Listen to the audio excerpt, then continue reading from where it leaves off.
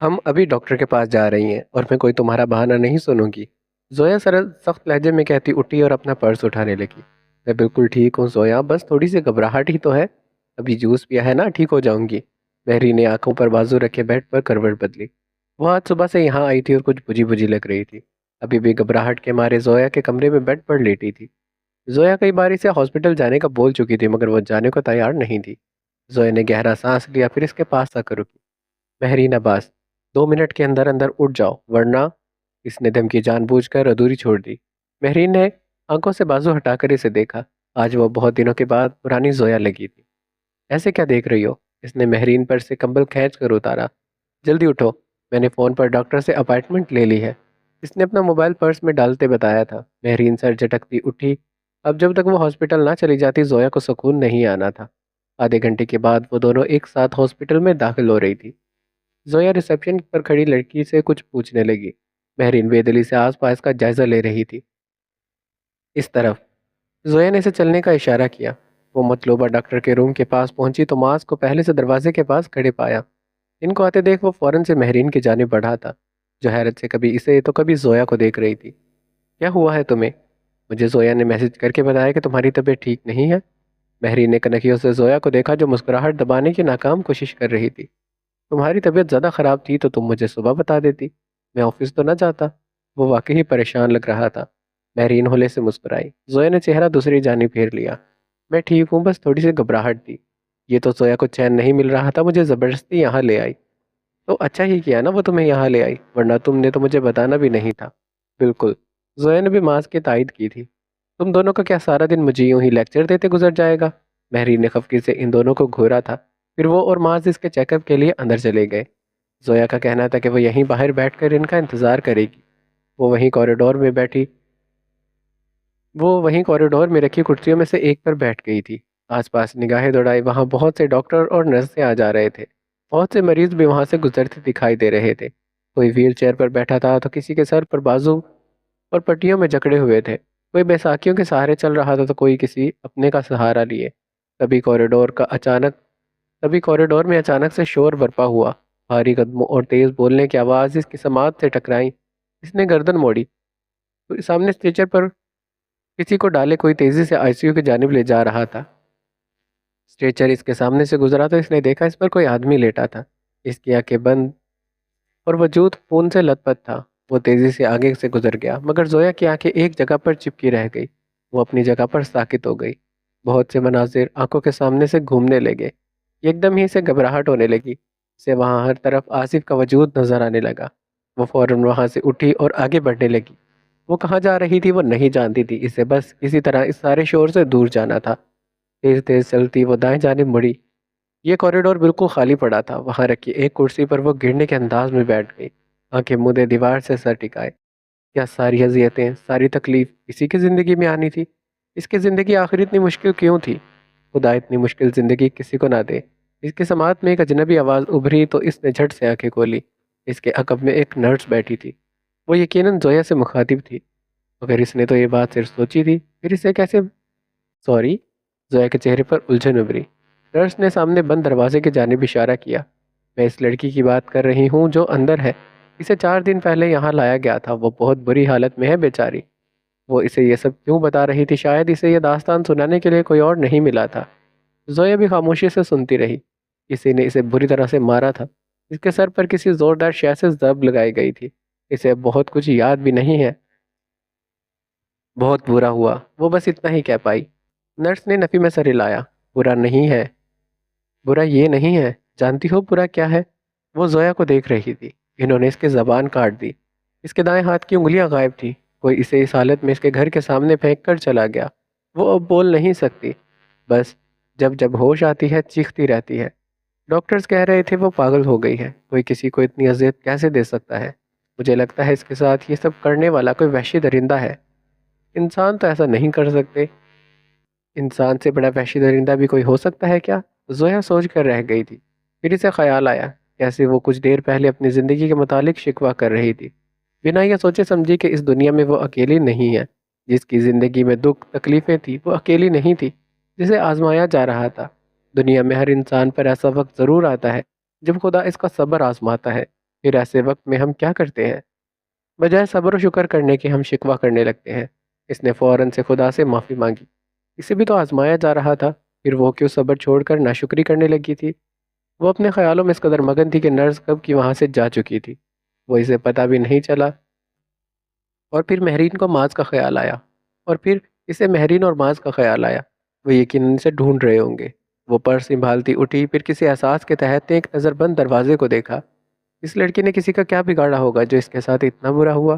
اگلے ہی لمحے وہ دروازے کی جانب بڑھتی دکھائی دی۔ دروازہ کھولا تو کمرے میں مدم سی روشنی تھی۔ سامنے لیٹا وجود پوری طرح سے مشینوں اور نالیوں سے جڑا تھا۔ وہ 2 قدم آگے آئی۔ لڑکی کے چہرے پر نظر پڑتے اس کا سانس رک گیا۔ وہ لڑکی کوئی اور نہیں بلکہ یشپا تھی۔ زویا حیرت سے دونوں ہاتھ منہ پر رکھے بے اختیار 2 قدم پیچھے ہٹی۔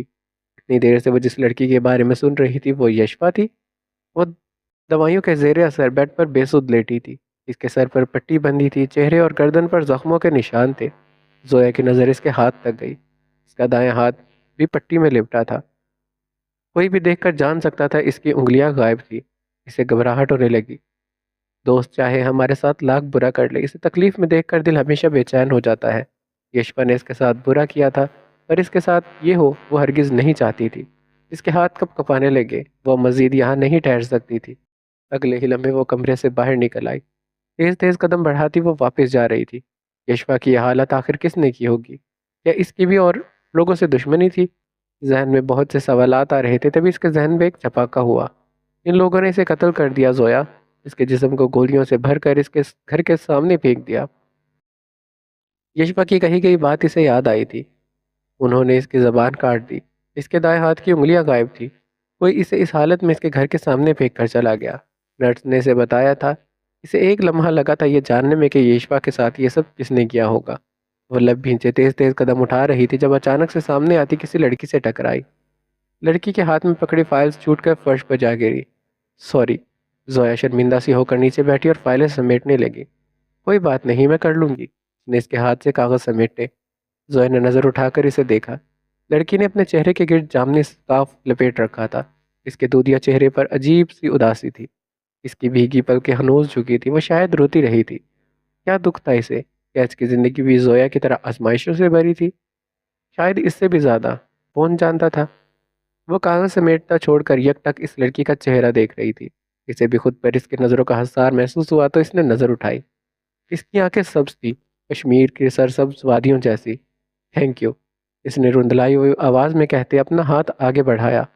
زویا کے ماتھے پر بل پڑے، پھر اسے یاد آیا اس نے اپنے پیپرز لینے کے لیے ہاتھ بڑھایا تھا جو زویا نے تھام رکھے تھے۔ اوہ سوری، اس نے پیپرز اس کے ہاتھ میں لیے۔ دفتن دائیں جانب کمرے کا دروازہ کھولا اور ڈاکٹرز کی ایک ٹیم باہر نکلی۔ وہ تیزی سے ریکور کر رہا ہے۔ ہاتھ پاؤں کی موومنٹ میں بھی بہتری ہو رہی ہے۔ بس دھیان رہے، کوئی نہ کوئی ہر وقت اس کے پاس موجود ہو۔ ہم کوئی رسک نہیں لے سکتے۔ اسے واپس میں باتیں کرتے آگے بڑھ گئے۔ ان کی آوازیں بھی ساتھ ساتھ دور ہوتی جا رہی تھی۔ زویا کھڑی ہوئی تو اسے احساس ہوا اس کا پرس اس کے پاس نہیں تھا۔ اس نے پرس کی تلاش میں دائیں جانب دیکھا، پھر بائیں جانب۔ تبھی اس کی نظر کچھ فاصلے پر پڑی جہاں دیوار کے پاس اس کا پرس گرا پڑا تھا۔ شاید ٹکرانے کے باعث اس کے ہاتھ سے چھوٹ گیا تھا۔ وہ پرس اٹھاتی مڑی۔ اس نے دیکھا وہ سبز آنکھوں والی لڑکی ابھی تک وہیں کھڑی تھی۔ وہ سامنے دیکھ رہی تھی۔ ہاتھوں پہ پکڑی فائل پر اس کی گرفت مضبوط ہو گئی تھی۔ زویا نے اس کی نظروں کا تعاقب کیا۔ سامنے ایک نوجوان تیز تیز قدم اٹھاتا آ رہا تھا۔ سیاہ کرتا شلوار میں ملبوس، کندھے پر بھاری شال ڈالے، وہ سیاہ بال نفاست سے سیٹ کر رکھے تھے۔ وہ اپنی سیاہ کے آس پاس گھما رہا تھا جیسے کسی کو تلاش کر رہا ہو۔ لوگ مڑ مڑ کر اس وجیح مرد کو دیکھ رہے تھے۔ چلتے چلتے اس کی نظر سامنے کو اٹھی جہاں وہ سبز آنکھوں والی لڑکی کھڑی تھی۔ اسے دیکھتے اس کا چہرہ نرم پڑ گیا۔ آنکھوں کا تاثر یکدم بدلا تھا۔ زویا نے یہ تاثر پہلے بھی کہیں دیکھ رکھا تھا۔ ایک بھولی بصری یاد ذہن کے پردے پر لہرائی۔ سیاہ رات، گھنا جنگل، بارش۔ جب ازلانی سے بچانے آیا تھا تب زویا کو دیکھ کر اس کے چہرے پر بھی ایک دم یہی تاثر ابھرا تھا۔ مرسل؟ اس لڑکے کی آواز میں بھی یقینی تھی، جیسے اپنی بصارت پر یقین نہیں آ رہا ہو۔ وہ اب اس کے سامنے آ کر رکا تھا۔ شاید وہ اتنی ہی دیر سے اس کو تلاش کر رہا تھا۔ لڑکی نے کچھ کہنے کو لب کھولے، مگر اس سے پہلے ہی مرسل نے اسے کندھے سے تھام کر اپنے ساتھ لگایا۔ شاید وہ جان گیا تھا کہ وہ پریشان تھی۔ زویا دیوار کے ساتھ لگی خاموشی سے انہیں دیکھ رہی تھی۔ اسے اس لڑکی پر ترس آیا۔ مرسل! وہ اس کا نام لیتے رو پڑی تھی۔ وہ تایا جان، وہ کچھ کہنا چاہ رہی تھی مگر الفاظ ساتھ نہیں دے رہے تھے۔ کچھ نہیں ہوگا مسکان، میں تمہارے ساتھ ہوں نا، میں سب سنبھال لوں گا۔ وہ اسے اپنے ساتھ لگائے تسلی دے رہا تھا۔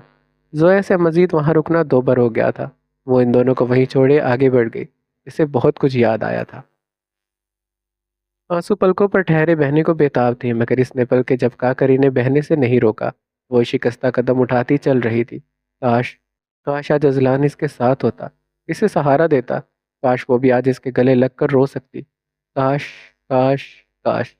اس کے ذہن میں بہت سے کاش تھے مگر کچھ کاش بس کاش بن کر ہی رہ جاتے ہیں۔ وہ سر جھٹکتے آگے بڑھ گئی۔ اسے معاذ اور مہرین کے پاس جانا تھا۔ ڈاکٹر نے مہرین کے کچھ ٹیسٹ کیے تھے جن کی رپورٹ انہیں کل ملنی تھی۔ اس دن وہ گھر لوٹے تو انہیں ایک عجیب سی خاموشی کا احساس ہوا۔ کائنات اور محسن لاؤنج میں خاموشی سے بیٹھے تھے۔ نائلہ بیگم جو عموماً اس وقت لاؤنج میں ہوتی تھی اس وقت وہاں نہیں تھی۔ کیا ہوا بھابھی؟ آپ دونوں اتنے خاموش کیوں ہیں؟ مہرین نے صوفے پر بیٹھی استفسار کیا۔ معاذ بھی اس کے عقب میں آ بیٹھا۔ کائنات اور محسن نے ایک دوسرے کو دیکھا۔ کیا بات ہے بھائی، کچھ ہوا ہے کیا؟ معاذ کے ماتھے پر بل پڑے تھے۔ محسن نے گہرا سانس لیتے اسبات میں سر ہلایا۔ ڈیڈ کو پتہ چل گیا ہے۔ کیا پتہ چل گیا ہے؟ معاذ کے ماتھے پر بل مزید گہرے ہوئے۔ موم نے جو کچھ تمہارے ساتھ کیا انہیں سب پتہ چل گیا ہے۔ پر انہیں کس نے بتایا؟ مہرین کی آواز میں حیرانگی تھی۔ ان سب نے اتنے عرصے سے مظہر حسن سے یہ بات چھپائے رکھی تھی۔ معاذ اور نائلہ بیگم کے تعلقات ابھی بھی مکمل طور پر درست نہیں ہوئے تھے مگر اب پہلے کی طرح وہ انہیں نظر انداز بھی نہیں کرتا تھا۔ وہ کوئی بات کرتی تو انہیں جواب دے دیا کرتا تھا۔ البتہ خود سے بات کرنے میں اس نے کبھی پہل نہیں کی تھی۔ اس دوران ایک دیوار سی تھی جو آہستہ آہستہ پگھل رہی تھی۔ اب جب کہ سب کچھ ٹھیک ہو رہا تھا تو مظہر حسن کو پتہ لگ جانا صحیح نہیں تھا۔ پتہ نہیں، شاید انہوں نے کسی ملازم سے پوچھا تھا۔ محسن نے بتایا تو مہرین کی پریشانی میں مزید اضافہ ہوا تھا۔ انکل نے آنٹی پر بہت غصہ کیا تھا اور کائنات بولتے بولتے خاموش ہوئی۔ ایک نظر محسن کو دیکھا اور محاذ نے ان دونوں کو دیکھتے آئیبرو چکایا۔ ڈیڈ نے انہیں طلاق کی دھمکی دی ہے، اب کہ محسن نے جواب دیا۔ مہرین کی آنکھیں شوق سے پھیلی تھی۔ محاذ نے زیر لب بڑبڑاتے آنکھیں میچی تھی۔ آنٹی کہاں ہے اس وقت؟ مہرین نے آس پاس دیکھا۔ اپنے کمرے میں۔ اور ڈیڈ؟ یہ سوال معاذ کی طرف سے پوچھا گیا تھا۔ اسٹڈی روم میں۔ محسن کا جواب سن کر اس نے سر ہلایا۔ یہ سب ٹھیک نہیں ہو رہا معاذ، ہمیں کچھ کرنا ہوگا۔ مہرین نے اس کے بازو پر ہاتھ رکھا۔ معاذ نے اس بات میں سر ہلایا جیسے وہ کچھ سوچ رہا ہو۔ آذان کی آواز اس وقت پورے علاقے میں گونج رہی تھی۔ آسمان پر گہرے سیاہ بادل چھائے تھے۔ کل ساری رات بارش برستی رہی تھی اور بہت سی چیزوں کو اپنے ساتھ بہا لے گئی تھی۔ اللہ اکبر، اللہ سب سے بڑا ہے، آواز اس کے سماعت میں سنائی دی تھی۔ اللہ اکبر، اللہ سب سے بڑا ہے۔ اس نے ذرا سی آنکھ کھولی۔ لا الہ الا اللہ، اللہ کے سوا کوئی معبود نہیں۔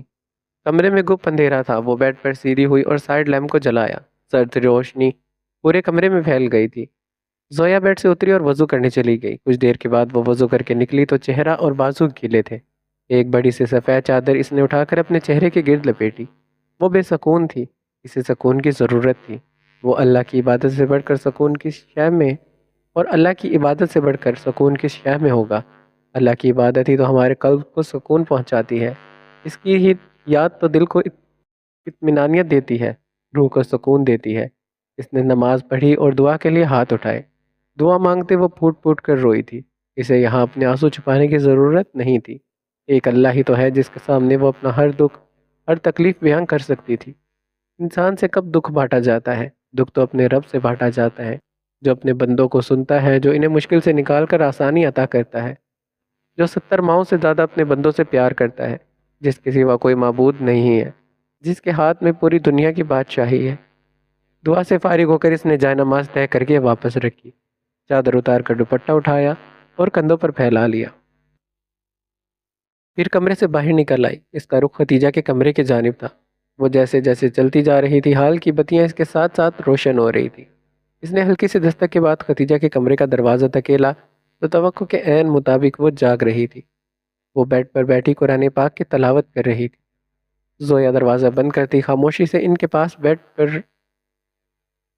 زویا دروازہ بند کرتی خاموشی سے ان کے بیڈ کے پاس رکھی کرسی پر آ کر بیٹھ گئی اور اپنی ماں کا چہرہ دیکھنے لگی۔ ان کے چہرے کی جھریاں بڑھ گئی تھی۔ انہوں نے اپنی زندگی میں بہت دکھ دیکھے تھے، زویا خود اس بات کی گواہ تھی، پھر بھی وہ کتنی مطمئن نظر آتی تھی۔ اس نے کبھی انہیں شکوہ کرتے نہیں دیکھا تھا۔ وہ اتنی مضبوط کیسے تھی؟ وہ انہیں دیکھتے ہوئے سوچ رہی تھی۔ ختیجہ نے تلاوت ختم کی، قرآن پاک کو چومتے سائڈ ٹیبل پر رکھا۔ آج اتنی صبح ماں کا خیال کیسے آ گیا؟ وہ اسے دیکھتے مسکرائی تو چہرے کی جھریاں مزید واضح ہوئی تھی۔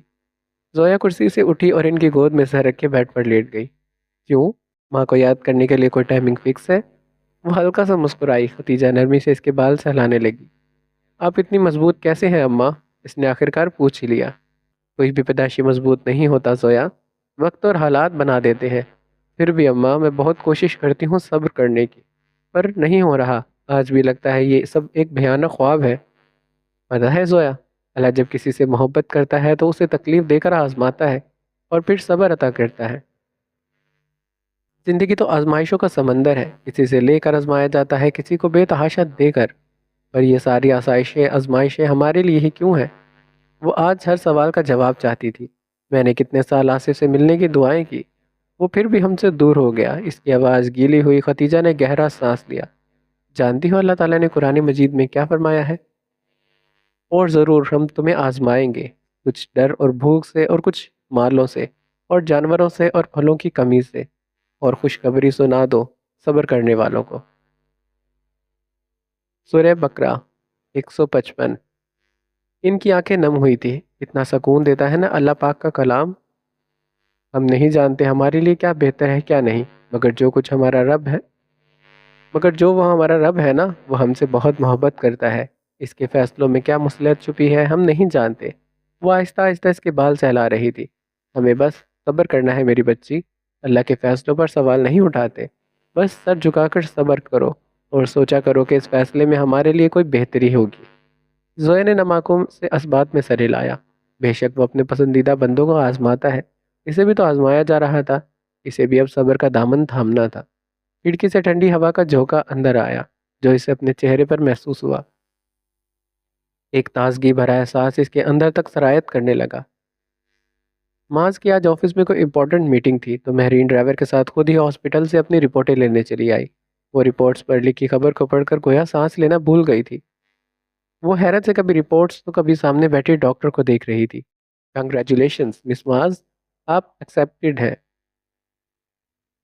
ڈاکٹر نے مسکراتے ہوئے اسے بتایا تھا۔ کچھ دیر کے بعد وہ ہاسپٹل سے نکلی تو معاذ کو کال ملائی۔ اس نے پک نہیں کی تھی۔ اس نے ایک بار پھر سے کوشش کی، جواب نہیں آیا۔ اس نے غصے سے فون کی اسکرین کو دیکھا، کبھی جو یہ آدمی کام کے وقت فون اٹھاتا ہو۔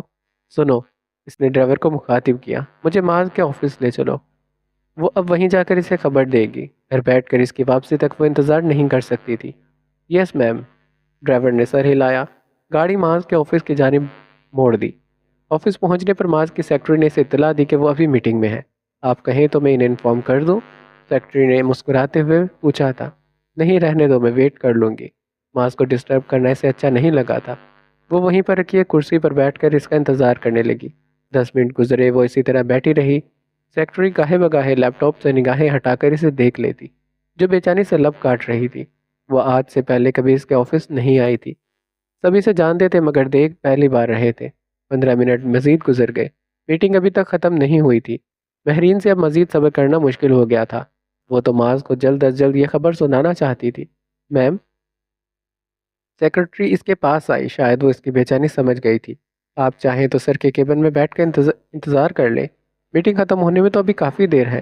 اسے فکر ہونے لگی، آخر کو وہ باس کی بیوی تھی۔ اٹس اوکے، میں یہیں ٹھیک ہوں، مسکراتے ہوئے یقین دہانی کروائی۔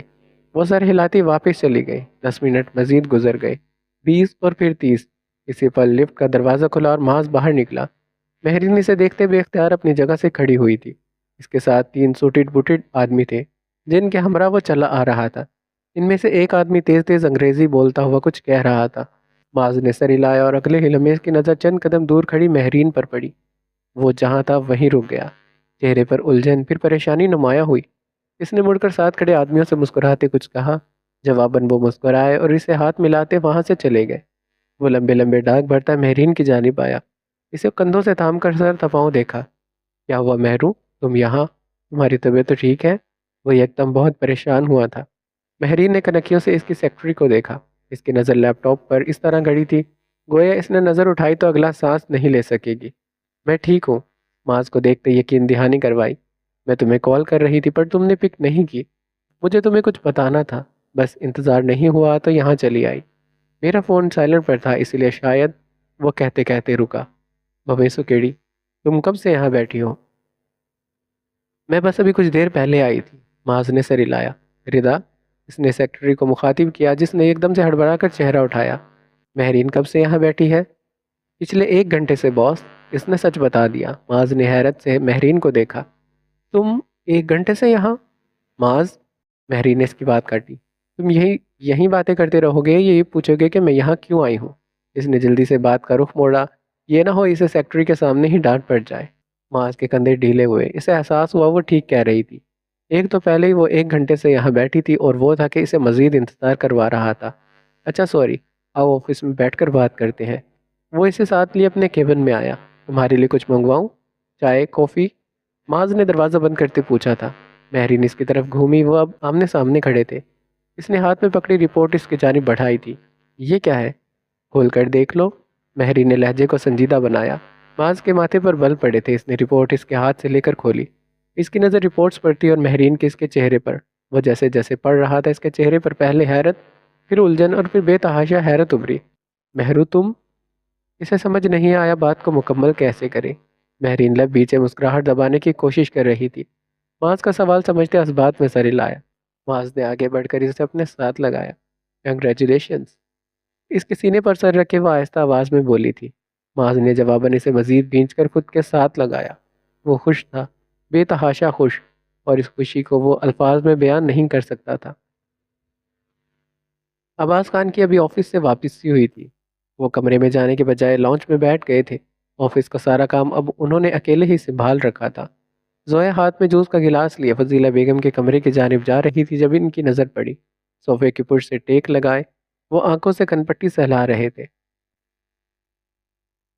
زویا ہاتھ میں جوس کا گلاس لیے فضیلہ بیگم کے کمرے کی جانب جا رہی تھی جب ان کی نظر پڑی۔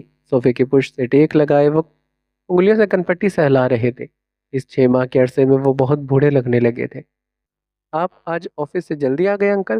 اس نے مسکراتے ہوئے جوس کا گلاس ان کے سامنے ٹیبل پر رکھ دیا۔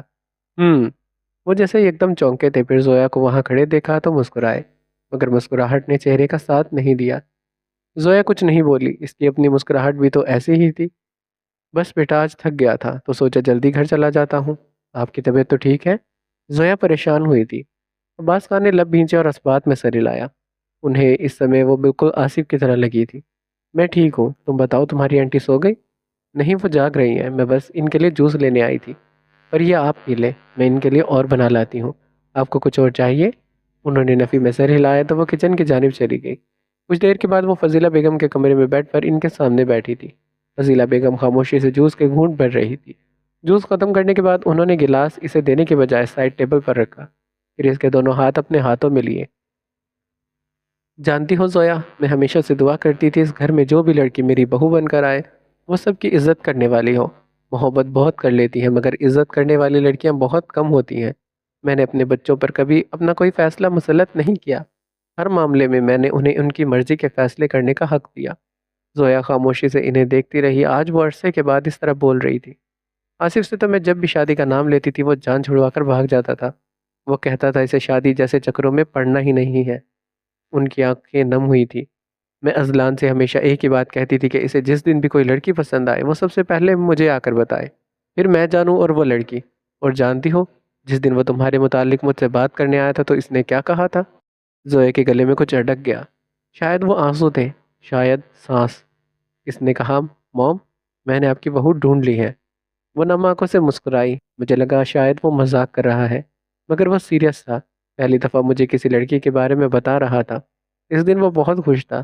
بات کرتے کرتے وہ جیسے اسی دن میں واپس چلی گئی تھی۔ کون ہے وہ لڑکی؟ وہ دونوں کچن میں کاؤنٹر کے پاس کھڑے تھے۔ فضیلہ بیگم خوشگوار حیرت میں گھری اذلان سے پوچھنے لگی، آپ کو کیا لگتا ہے؟ وہ مسکرا رہا تھا۔ انہوں نے گھورا، پھر تھوڑی پر انگلی ٹکائے سوچنے لگی۔ شاید وہ جانتی تھی۔ مہا، انہوں نے چٹکی بجائی۔ اذلان کی مسکراہٹ غائب ہوئی۔ کم آن موم، اس نے آنکھیں گھمائی۔ وہ صرف میری دوست ہے۔ اچھا؟ انہیں حیرت ہوئی، ان کا اندازہ غلط ثابت ہوا تھا۔ مہا کے علاوہ کون ہو سکتی تھی؟ وہ سوچ میں پڑ گئی۔ آنٹی، اسی پل زویا انہیں پکارتی کچن میں داخل ہوئی تھی۔ اس کی آواز پر وہ دونوں ایک ساتھ مڑے تھے۔ وہ باہر آپ کو اس کے اگلے الفاظ وہیں کھڑے اذلان کو دیکھ کر منہ میں ہی رہ گئے۔ ایک لمحے کو وہاں کچھ بدلا تھا، دونوں کی آنکھوں کا تاثر جو فضیلہ بیگم سے مخفی نہیں رہا تھا۔ آپ کو باہر انکل بلا رہے ہیں، وہ کہتے ہوئے فوراً پلٹی۔ اذلان کی نظریں دروازے پر تھی جہاں سے وہ ابھی گئی تھی۔ فضیلہ بیگم کھنکاری تو وہ چونکا، پھر شرمندہ سا ہو کر گردن کھجرائی۔ او اذلان! انہوں نے آگے بڑھ کر اسے گلے لگایا۔ وہ لڑکی زویا ہے۔ اذلان نے ان کے سوال پر اس بات میں سر ہلایا تھا۔ وہ سب یاد کرتے ان کی آنکھیں نم ہوئی۔ زویا بس خاموش رہی، اس کے پاس الفاظ نہیں تھے۔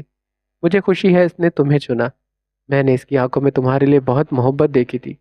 وہ رو رہی تھی۔ زویا سے مزید برداشت نہیں ہوا تھا، وہ ان کے چہرے سے آنسو صاف کرتے انہیں خاموش کروانے لگی۔ نائلہ بیگم اپنے کمرے میں بیڈ پر بیٹھی تھی جب ہلکی سی دستک کے بعد دروازہ کھلا۔ انہوں نے چہرہ اٹھا کر آنے والے کو دیکھا۔ اس کے چہرے پر نظر پڑتے اس کے ابرو تعجب سے اٹھے تھے۔ میں اندر آ جاؤں؟ وہ دروازے کے پاس کھڑا پوچھ رہا تھا۔ آ جاؤ، مگر تمہارے ڈیڈ تو اسٹڈی روم میں ہے معاذ۔ وہ ضرور مظہر سے ملنے آیا ہوگا۔ معاذ گہرا سانس لیتے اندر آیا اور ان کے سامنے بیٹھ گیا۔ میں ڈیڈ سے بات کروں گا۔ وہ ان کا چہرہ دیکھ رہا تھا۔ نائلہ بیگم اس کے رویے پر حیران ہوئی۔ وہ بہت عام سے انداز میں بات کر رہا تھا۔ اس بارے میں؟ آپ کے بارے میں جانتا ہوں آپ نے جو کچھ کیا وہ غلط تھا، مگر ڈیڈ نے بھی آپ کے ساتھ اچھا نہیں کیا۔ انہوں نے آپ سے شادی کی تو انہیں آپ کو بیوی بنا کر رکھنا چاہیے تھا۔ تم یہ انہیں سمجھ نہیں آیا۔ وہ کیا کہیں؟ مجھے مہرو نے بتایا ہے۔ ان کی الجھن دیکھتے اس نے وضاحت کی۔ ڈیڈ نے گزرے برسوں میں آپ کے ساتھ جو رویہ اپنائے رکھا اس کے لیے میں بہت شرمندہ ہوں۔ انہوں نے اپنی اولاد کے لیے آپ سے شادی کی، یہ سوچے سمجھے بغیر کہ وہ ایک عورت کی زندگی برباد کر رہے ہیں۔ مجھے واقعی بہت افسوس ہے، ڈیڈ کو ایسا نہیں کرنا چاہیے تھا۔ I am sorry. تم کیوں معافی مانگ رہے ہو؟ ان کی آنکھوں میں نمی اتری۔ معافی تو مجھے تم سے مانگنا چاہیے، میں نے اتنے سال تمہیں دھوکے میں رکھا۔ تمہاری نفرت کو میں نے آپ سے کبھی نفرت نہیں کی۔ ان کی بات کاٹتے وہ بولا، آپ پر غصہ ضرور تھا مگر نفرت پھر بھی نہیں ہوئی۔ نائلہ بیگم کے چہرے پر ملال اترا۔ آئی ایم سوری معاذ، میں نے تمہارے ساتھ بہت غلط کیا، مجھے معاف کر دو۔ وہ اس کے کندھے سے لگ کر رو دی تھی۔ اٹس اوکے موم، میں ہوں نا، میں سب کچھ ٹھیک کر دوں گا۔ اس نے نرمی سے انہیں تپکتے تسلی دی۔ نائلہ بیگم کے لیے اس کی ایک تسلی ہی کافی تھی۔ انہیں اپنے کندھے سے بوجھ اترتا محسوس ہوا تھا۔ فضیلہ بیگم کے سونے کے بعد وہ اپنے کمرے میں آ گئی۔ نیند آج بھی آنکھوں سے کوسوں دور تھی۔ باہر رات گہری ہو رہی تھی، آسمان پر چھائے بادل اس کی آنکھوں کی طرح برسنے کو تیار تھے۔ وہ دیوار پر لگی اپنی اور اذلان کی تصویر پر نگاہیں جمائے کھڑی تھی۔ سب تمہیں مردہ سمجھتے ہیں، وہ دل ہی دل میں سے مخاطب تھی، مگر میں اپنے اندر یہ حوصلہ کہاں سے لاؤں؟ میں اتنی مضبوط تو نہیں ہوں۔ کوئی سمجھتا کیوں نہیں ہے کہ اذلان کے بغیر زویا کچھ بھی نہیں ہے؟ وہ رو رہی تھی۔ اس بار بادلوں نے بھی اپنی دوستی نبھائی اور اس کے ساتھ آنسو بہائے۔ کھڑکی پر ٹپ ٹپ بارش کی بوندیں گر رہی تھی۔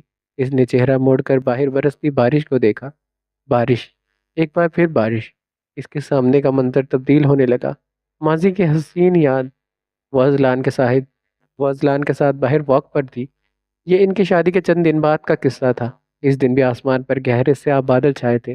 موسم کافی خوشگوار تھا۔ وہ دونوں سڑک کنارے چل رہے تھے۔ زویا بولتی جا رہی تھی اور وہ خاموشی سے اسے سن رہا تھا۔ یہ ان دونوں کا روز کا معمول تھا۔ آس پاس اور بھی بہت سے لوگ شاید موسم انجوائے کرنے کی غرض سے گھروں سے نکلے ہوئے تھے۔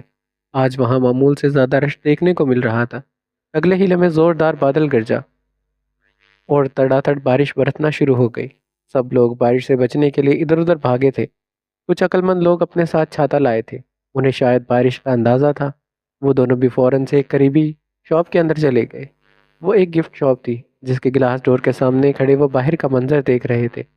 زویا ساتھ ساتھ اپنے کپڑوں سے پانی کے قطرے جھاڑ رہی تھی۔ مجھے بارش بالکل بھی پسند نہیں ہے، ہمیشہ کی طرح ناک چڑھائے اس نے بتایا۔ کیوں؟ اذلان کو حیرت ہوئی۔ اچھا خاصا موڈ غارت ہو جاتا ہے۔ ریلی؟ مجھے تو لگا تھا بارش سے موڈ خوشگوار ہو جاتا ہے۔ وہ باہر برستی بارش کو دیکھ رہا تھا اور زویا اسے۔ اس کی نیلی آنکھوں میں ایک مخصوص چمک تھی۔